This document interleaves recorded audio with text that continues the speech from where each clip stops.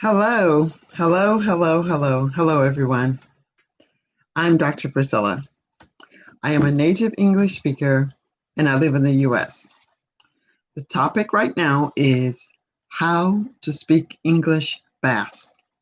How to speak English fast. If you're watching me for the very first time, you'll notice that my level of speaking is softer, slower, so that the English language learner can capture the sound, the words, and the sentence structure that I'm presenting. So let's just dive into what the conversation is going to be about today.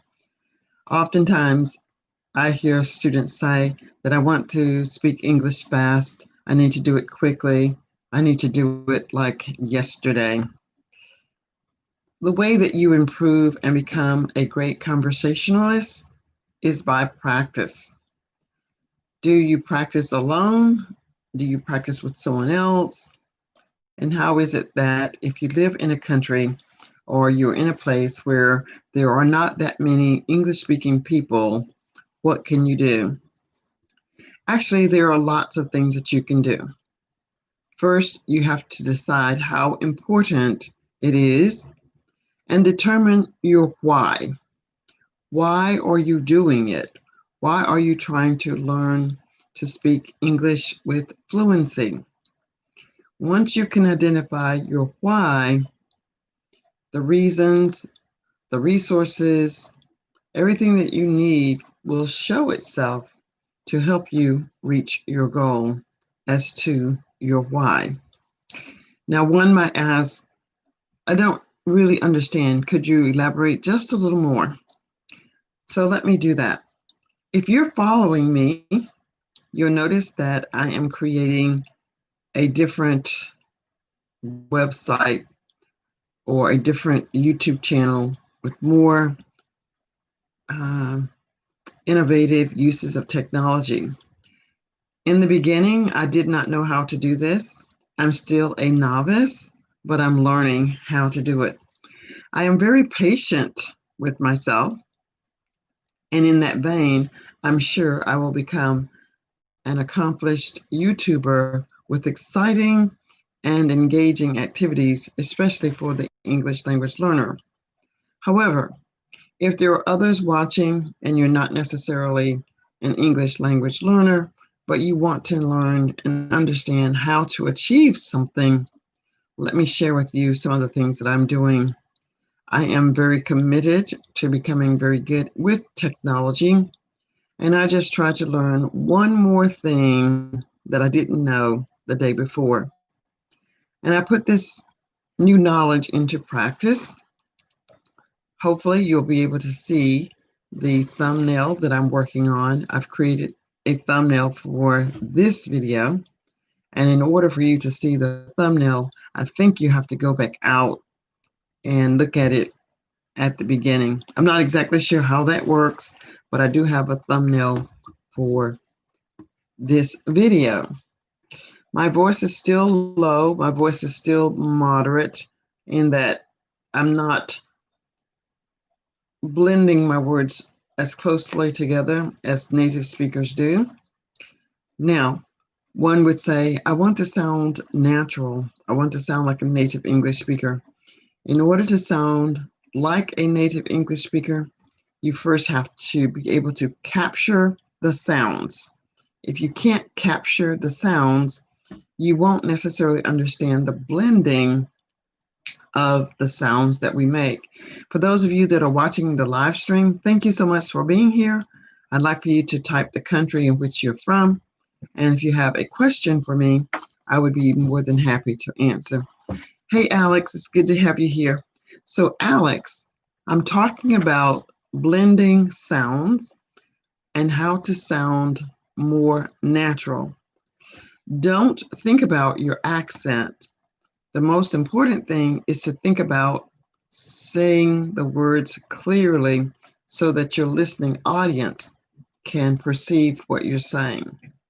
For example, I might say, I'm gonna go, I'm going to go shopping today. I'm going to go shopping tomorrow. I'm going to go shopping as frequently as I can. Gonna, for a native English speaker, is going to, or I'm going to do the shopping. I'm going, but instead I just say gonna. But if you're not clear on what you're saying, you probably will not understand that this is what a native English speaker is saying. So for me, this is my professional opinion, it is better for the English language learner to learn how to pronounce words correctly. When you start to pronounce the words correctly, over time, you will begin to understand which words you can blend together to sound more natural. But what doesn't sound natural is your use of blended words incorrectly, and it makes the audience, the persons that are listening to you, they misunderstand your meaning.